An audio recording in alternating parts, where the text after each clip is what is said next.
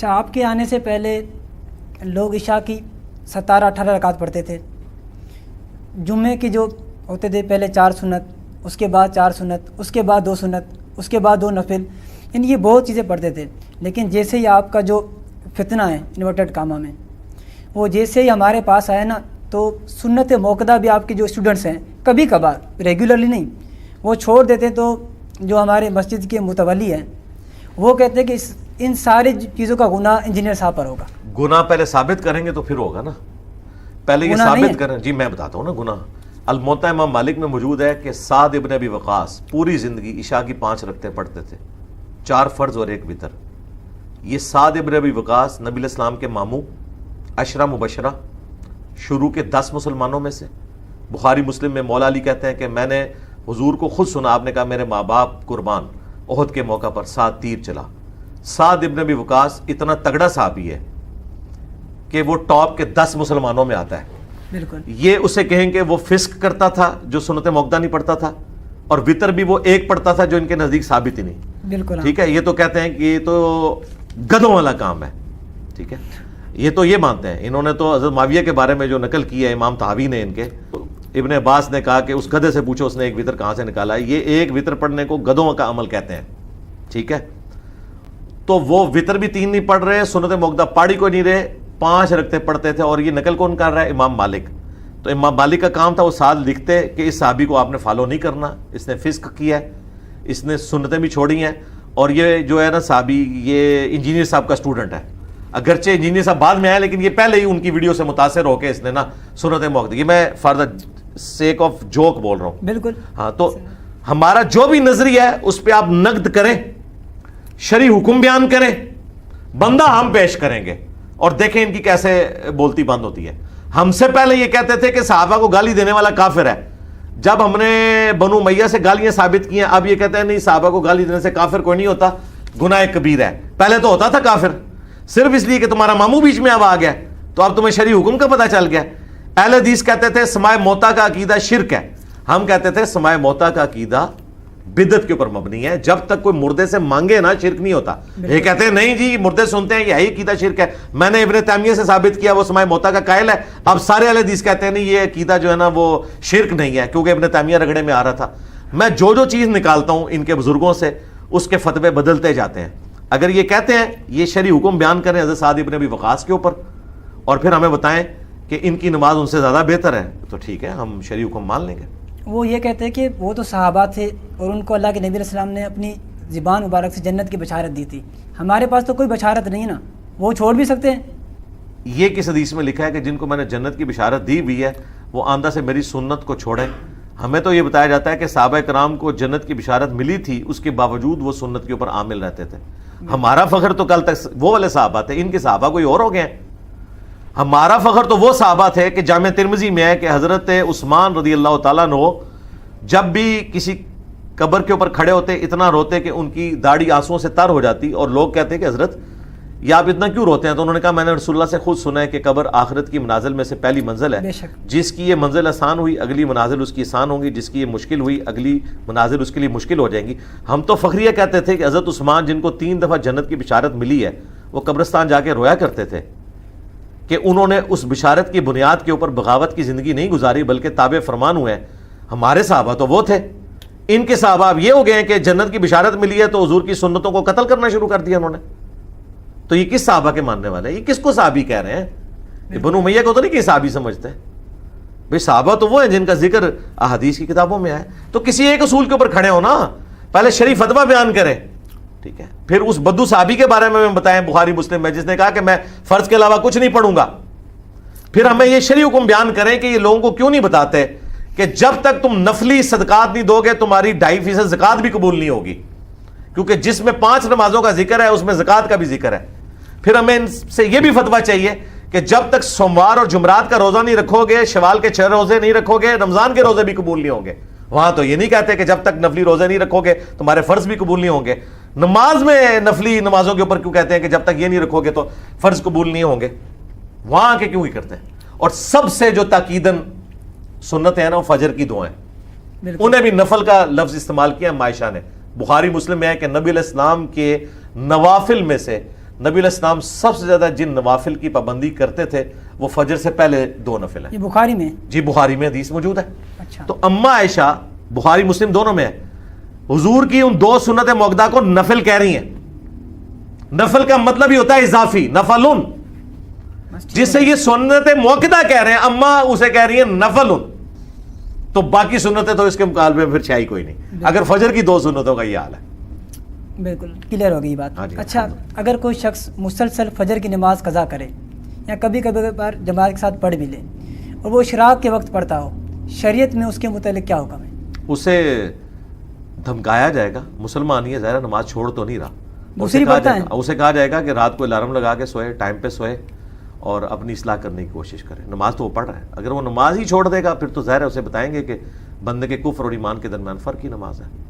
یہ فقہ حنفی والوں نے اگر فراڈ نہ کیا ہوتا اس امت کے ساتھ, جو انہوں نے کہا کہ جی نماز کی فرضیت کا انکار کرنے والا کافر ہے, نماز نہ پڑھنے والا کافر کوئی نہیں ہے, یہ سب سے بڑا ظلم فقہ حنفی نے کیا ہے, جو آج امت نماز نہیں پڑھ رہی. اگر انہیں یہ بتایا جاتا نا کہ نماز چھوڑنے والا کافر ہے تو آج امت نماز نہ چھوڑتی.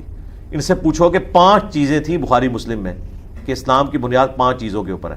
ان میں پہلی چیز کلمہ تھا, توحید اور رسالت کا اقرار. دوسری چیز نماز.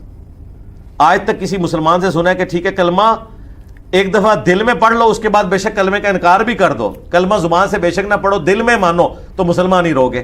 نماز کے بارے میں انہوں نے یہ بات کی. اس کے بعد زکوٰۃ تھی, پھر حج اور پھر رمضان کے روزے. اگر انہوں نے امت کو بتایا ہوتا نا کہ نماز چھوڑنا اتنا ہی بڑا کفر ہے جتنا کلمہ چھوڑنا, تو کبھی امت نہ چھوڑتی. ان کو آیت بتائی جاتی وَأَقِیمُوا الصَّلَاةَ وَلَا تَكُونُوا مِنَ الْمُشْرِکِینَ, نماز قائم رکھنا, مشرک نہ ہو جانا. اور مسلم کی حدیث بندے کے کفر اور ایمان, شرک اور اسلام کے درمیان فرق کی نماز ہے. اور ترمذی میں عبداللہ بن شقیق تابعی کہتے ہیں کہ صحابہ کرام تارک الصلاۃ کی تکفیر کرتے تھے, صحابہ کرام کافر کہتے تھے اس کو جو نماز نہیں پڑھتا تھا. یہ پتہ نہیں کن صحابہ سے انہوں نے اقتصاب کیا. کہتے ہیں جی صحابہ سے اقتصاب ہمارے بزرگ کرتے رہے. مان علیہ صحابی کہتے ہیں, پتہ نہیں ان کا کیا مان علیہ و صحابی سے تعلق ہے. بھائی مان علیہ و صحابی اگر یہ ہوتے تو یہ خلفائے راشدین کے ساتھ کھڑے ہوئے ہوتے, ان سے فتوے پیش کر رہے ہوتے. ان کا کوئی فتویٰ حضرت ابو بکر, عمر, عثمان و علی سے آتا ہے؟ یہ تو اپنے بزرگوں سے فتوے بتاتے ہیں. صحابہ کرام تو تارک الصلاۃ کو کافر سمجھتے تھے. یہ پتہ نہیں کن صحابہ کے ماننے والے. ان کا صحابہ سے کوئی لینا دینا نہیں. انہوں نے لیبل لگایا, جس طرح اہل سنت والجماعت لگایا نا لیبل, اندر انہوں نے یعنی شہد کی بوتل کے اندر انہوں نے شراب لوگوں کو دی ہے, لیبل شہد کا لگایا, ٹھیک ہے نا, جعلی, اور اوپر ساتھ اسلامک شہد بھی لکھ دی ہے. اچھا, امام ابو حنیفہ کا ایک فتویٰ ملتا ہے, بلکہ سنی شہد, سنی شہد, اصلی سنی شہد. اچھا, امام صاحب کا ایک فتویٰ ملتا ہے کہ وہ کہتے ہیں کہ بے نمازی کو قید کر دیا جائے. اس فتوے کے متعلق آپ کیا کہتے ہیں؟ میں کہتا ہوں نہیں اس لیول تک جانے کے فتوے ہم نے ان کے کیا کرنے ہیں.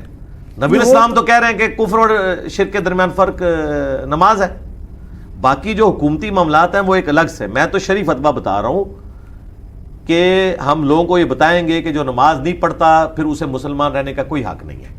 باقی بے نمازی مر جائے گا نا, اسے مسلمانوں کے طریقے پہ ہی دفن کریں گے, کیونکہ دنیا میں کسی کیٹیگری میں تو اسے ڈالنا ہے نا, ذرا ہندو تو نہیں ہے وہ, ٹھیک ہے.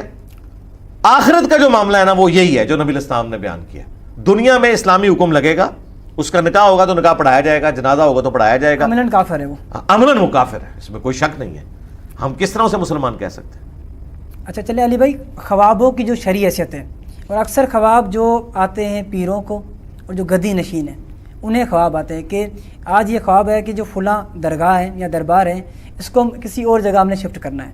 ان خوابوں کی کیا شرعی حیثیت ہے؟ بڑی اچھی بات ہے, یہ شفٹ کیا کریں, کیمرے کو بلایا کریں تاکہ ان کے بزرگوں کی ہڈیاں ان کو دکھائیں. ہم کریں, اگر ہڈیاں بھی نہ ہو تو, ہڈیاں بھی نہ ہو تو سارا فراڈ پکڑا جائے گا.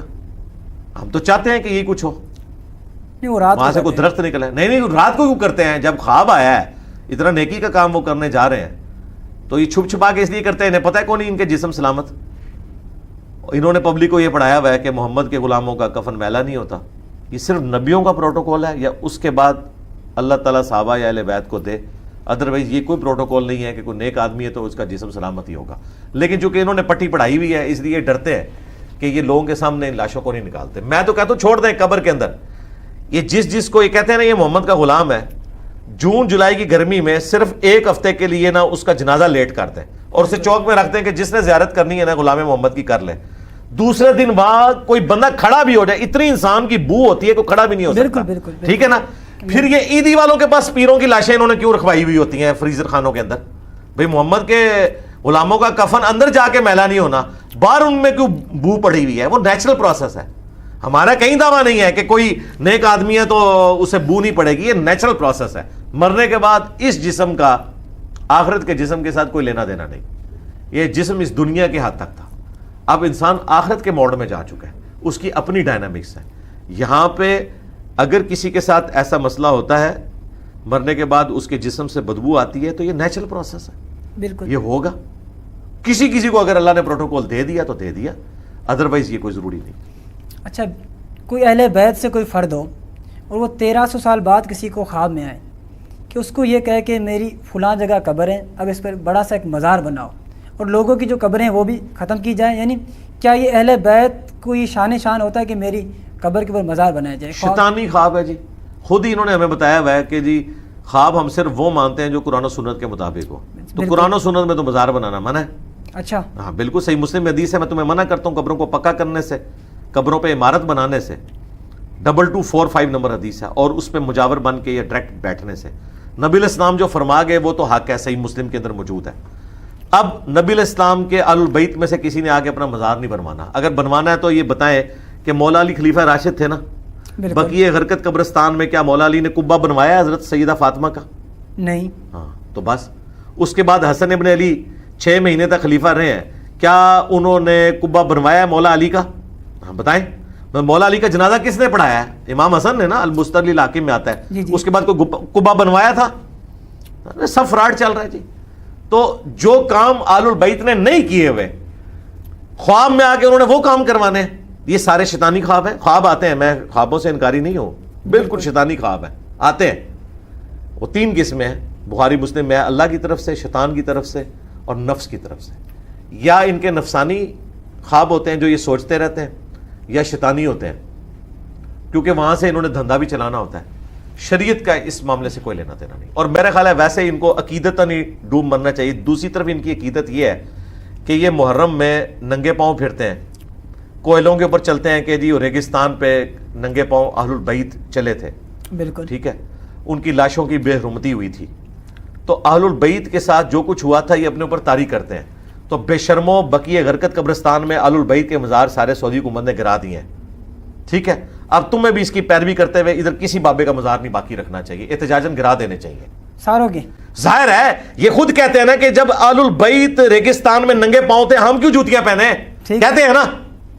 ہم تو کوئلوں پہ چلیں گے کہ اہل البیت کو جوتیاں نصیب نہیں تھی, ہم کیوں جوتیاں پہنے, ہم ننگے پاؤں پھریں گے کیونکہ ہماری محبت کا تقاضا ہے کہ جب انہیں نہیں ملی تو ہمیں کیوں ملے. تو اب محبت کا تقاضا ہے کہ جب ان کے مزار ختم ہو گئے ہیں تم بھی یہاں والے گرا دو آپ, کہ جب تک سیدہ فاطمہ کا قبہ نہیں بنتا اس وقت تک یہاں کسی بابے کا قبہ نہیں ہم بننے دیں گے. یہ میں ان کو ان کی پکی دے رہا ہوں. میرے نزدیک تو جو گرائے وہ غلط ہے, وہ شہید نہیں ہوئے. کہتے ہیں جی وہ مزارات شہید, مزارات کہاں سے شہید ہوئے؟ مزار جو حضور کی وفات کے 650 سال بعد بنائے جا رہے ہیں ان کو کوئی گراتا ہے تو وہ شہید نہیں ہوئے. بیسیکلی تو بدعت ان کی ہے جنہوں نے یہ مزار جاری کیے ہیں. گرانے والے تو سنت کو اسٹیبلش کر رہے تھے. کل کو یہ فقہ حنفی والے کہیں گے کہ ہمارا مسلح شہید ہو گیا ہے, 4 مسلح تھے نا, اس پہ تو یہ بڑے شیعہ خوش ہیں کہ 4 مسلح اٹھوائے سعودی حکومت نے, کیونکہ ان کا مسلح کوئی نہیں تھا نا شیعہ کا, وہ چاروں سنیوں کے مسلح تھے. اس کو تو نہیں کہتے 4 مسلح شہید ہو گئے, کہتے ہیں بالکل ٹھیک کیتا ہے جی, ایک امام ہونا چاہیے. ادھر بھی میں کہتا ہوں کہ یہ ہمیں خود پٹی پڑھاتے ہیں کہ جی اہل بیت پہ اتنا ظلم ہوا تو ہم بس ان کی یاد کو تازہ کرتے ہیں, ہم کوئلوں پہ ماتم کرتے ہیں کیونکہ وہ ننگے ریگستان پہ ماتم کیا تھا. بالکل جی, اہل بیت کی یاد تازہ کریں اور جتنے مزار ہیں نا اللہ کا نام لے کے توڑ دیں. اس وقت تک آپ نے یہ مزار نہیں بنانے جب تک کہ سعودی عرب میں اہل البیت کی قبروں کے اوپر قبے نہیں بنتے, اس وقت تک یہ سارے قبے حرام ہونے چاہیے. سب سے پہلے یہ شیعہ کی ذمہ داری ہے کہ قبے توڑیں, کیونکہ یہ گستاخی ہو رہی ہے کہ سیدہ فاطمہ کی قبر کے اوپر تو قبہ نہیں ہوا اوپر سے, اور ادھر تمہارے سید جو دفن ہے ان کے اوپر قبے ہیں, یہ گرائے سارے قبے. ٹھیک ہے, لاجیکلی میں ثابت کر دیا. بالکل ٹھیک ہے, پرفیکٹ. اچھا, اب سندھ میں جو وڈیرے لوگ ہیں وہ اکثر ہندو برادری پر زیادہ ظلم کرتے ہیں.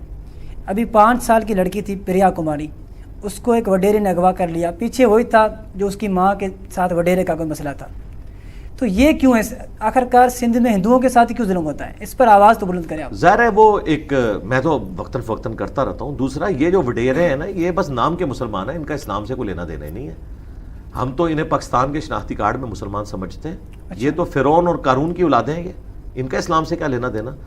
جو ایک اونٹ کو صرف اس وجہ سے اس کی ٹانگ کاٹ دے، وہ ایک چھوٹا اونٹنی بچی 8 مہینے کی، جس بیچاری کو پتہ بھی نہیں ہے کہ وہ ان کے کھیت میں آ گئی، اس نے پکڑ کے اس کی ٹانگ کاٹ دی. تو یہ جتنے بھی سندھ کے، بلوچستان کے یا پنجاب میں بھی اگر کوئی اس قسم کے ہیں، جنوبی پنجاب والی سائڈ کے اوپر، ان کا نہ اسلام سے کوئی تعلق ہے، نہ مسلمانوں سے ان کا کوئی لینا دینا ہے. یہ ہماری بدقسمتی ہے کہ یہ پاکستان کے شناختی کارڈ میں مسلمان لکھے جاتے ہیں. ہمارے اسلام سے ان کا کوئی تعلق نہیں ہے.